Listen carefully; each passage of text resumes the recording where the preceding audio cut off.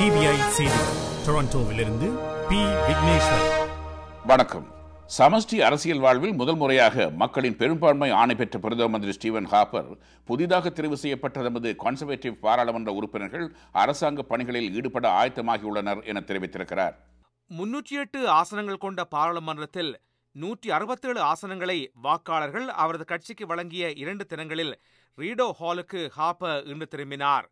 அங்கு ஆளுநர் நாயகம் டேவிட் ஜான்ஸ்டனை அவர் சந்தித்தார். 41வது பாராளுமன்றத்தை ஆளுநர் நாயகம் எப்பொழுது கூட்டுவார் என்பது தற்போதைய எதிர்பார்ப்பாகும். இலங்கை அரசாங்கத்துக்கான ஆதரவை அமெரிக்க அரசாங்கம் வெளிப்படுத்தியிருக்கிறது. சிவில் யுத்தத்தை அடுத்து அது கண்டுள்ள சாதகமான முன்னேற்றத்தை அமெரிக்கா வரவேற்றுள்ளது.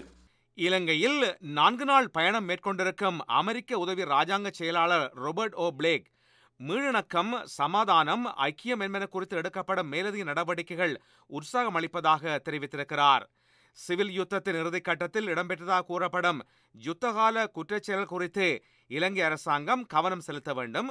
அத்துடன் நீடித்த சமாதானம் ஒன்றை எட்ட சிறுபான்மை தமிழ் மக்களுக்கு அரசியல் அதிகாரத்தை பகிர வேண்டும் என்றும் ராபர்ட் ஓ பிளேக் கேட்டுள்ளார். ஐக்கிய நாடுகள் செயலாளர் நாயகம் பான் கி-மூன் நிபுணர் குழுவினது அறிக்கையின் பரிந்துரைகளை பரிசீலனைக்கு எடுத்துக் கொள்வது இலங்கையின் நலனுக்கு உகந்ததாகும் என்று தெரிவித்துள்ளார். ஐக்கிய நாடுகள் நிறுவனத்திற்கான இலங்கையின் நிரந்தர பிரதிநிதி கலாநிதி பாலித கோகனவை ஐக்கிய நாடுகள் செயலாளர் நாயகம் இன்று சந்தித்தார். நிபுணர் குழு அறிக்கை தொடர்பாக இலங்கை அரசாங்கத்திடமிருந்து உத்தியோகபூர்வமான பிரதிபலிப்பினை ஐக்கிய நாடு நிறுவனம் இன்னமும் எதிர்பார்த்து காத்திருப்பதாக செயலாளர் நாயகத்தின் பேச்சாளர் மார்டின் நெர்சகி சொன்னார். 2G ஸ்பெக்ட்ரம் மோசடி வழக்கில் முன்னிலைப்படுமாறு தமிழக முதல்வரின் புதல்வியும் மாநிலங்களவை உறுப்பினருமான கனிமொழிக்கு அமலாக்கல் துறை ஆணை பிறப்பித்திருக்கிறது.